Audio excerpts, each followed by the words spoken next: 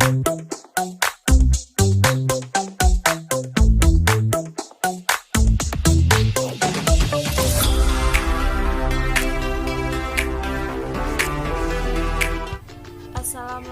warahmatullahi wabarakatuh. Perkenalkan, nama saya Fadila Rahmadi, Prodi Pendidikan Fisika Angkatan 2019, Fakultas Keguruan dan Ilmu Pendidikan Universitas Sulawesi Barat dengan NIM H04-19902. Baik, hari ini saya akan mempresentasikan materi mengenai The Break Treatment Break Law.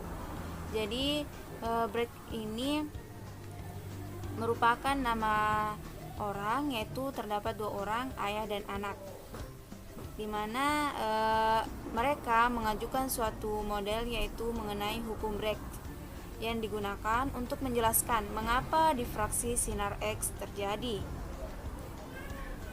Nah, pada tahun 1912, William Henry Bragg dan William Lawrence Bragg mengajukan model yang menghasilkan kondisi difraksi dengan cara yang sangat sederhana.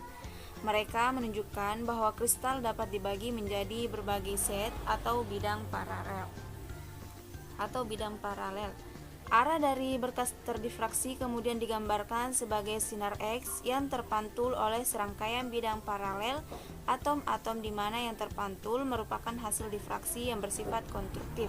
Nah, sifat konstruktif itu yaitu sifat saling menguatkan. Maka masalah difraksi sinar X oleh atom-atom diubah menjadi masalah pemantulan sinar X oleh bidang-bidang atom yang sejajar. Oleh karena itu, istilah difraksi dan pemantulan dianggap sama dalam perlakuan Bragg.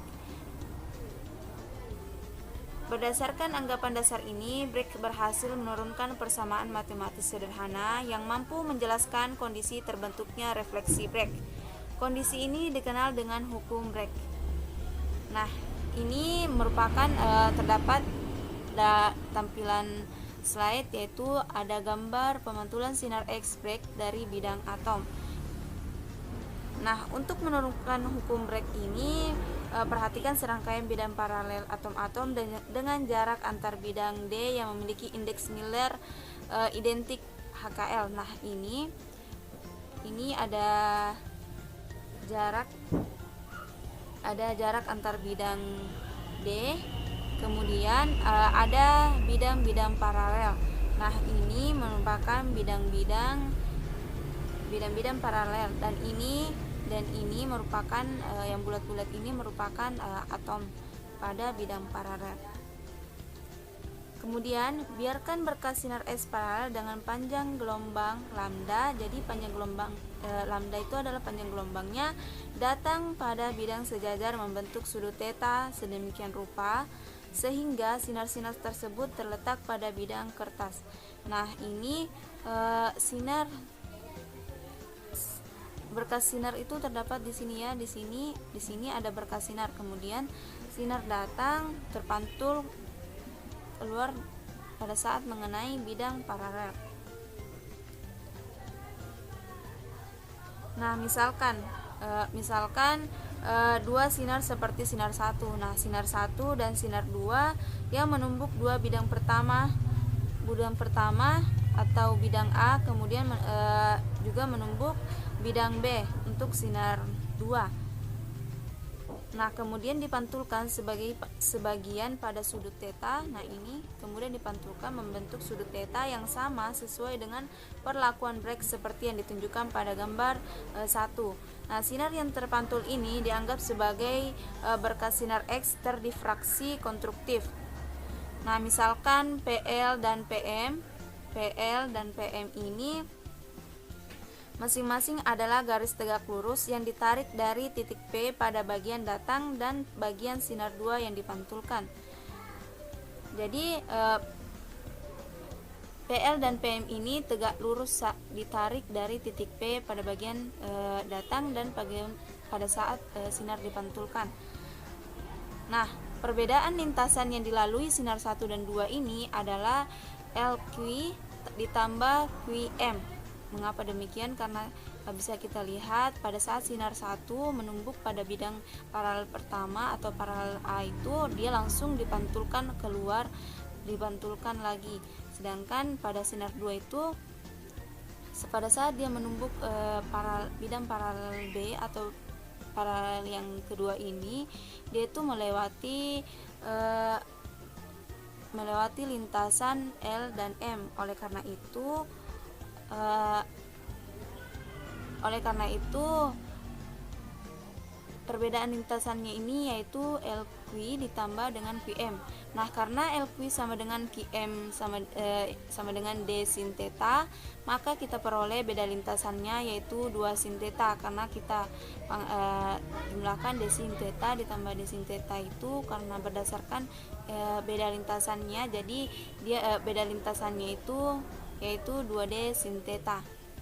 Nah, untuk interferensi konstruktif sinar 1 dan 2, beda lintasannya harus merupakan kelipatan bilangan bulat dari panjang gelombang lambda, yaitu 2D sin theta sama dengan N lambda. Jadi ini merupakan persamaan pertama pada hukum Bragg, yaitu pada hukum Bragg ini menggunakan persamaan ini ya, 2D sin theta sama dengan N lambda. Nah, di mana N adalah bilangan bulat. Persamaan ini disebut dengan hukum Bragg. Nah, difraksi akan terjadi pada nilai D, theta, lambda, dan N yang memenuhi hukum Bragg. Nah, pada persamaan 1, N merupakan orde difraksi yang terjadi. Untuk N sama dengan 0 diperoleh difraksi orde ke 0. Pada theta sama dengan 0 ini sulit diamati saat eksperimen karena sinar X-nya ini terpantul sama pada arah yang sama dengan sinar datang. Pada suatu nilai D dan lambda ini semakin besar orde difraksi, maka semakin besar juga sudut simpangan tetanya.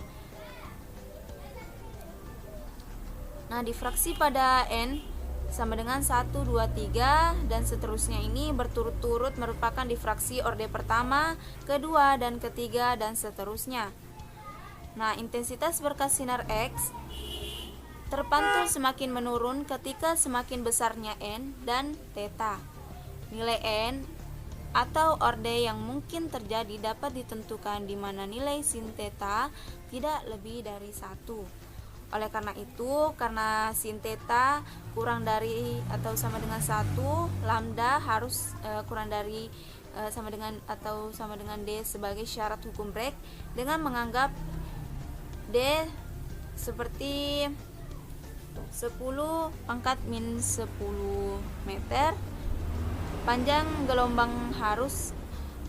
gelombang lambdanya harus lambda kurang dari atau sama dengan 10 pangkat minus 10. Nah, panjang gelombang sinarnya berada pada orde ini. Nah, oleh karena itu, difraksi sinar X dapat digunakan untuk menjelaskan struktur kristal. Nah, buku rujukan yang saya gunakan yaitu menggunakan buku rujukan utama yang telah ditetapkan, yaitu sebagai berikut. Sekian dan terima kasih. Itulah tadi presentasi saya mengenai hukum Bragg. Saya ucapkan Assalamualaikum warahmatullahi wabarakatuh.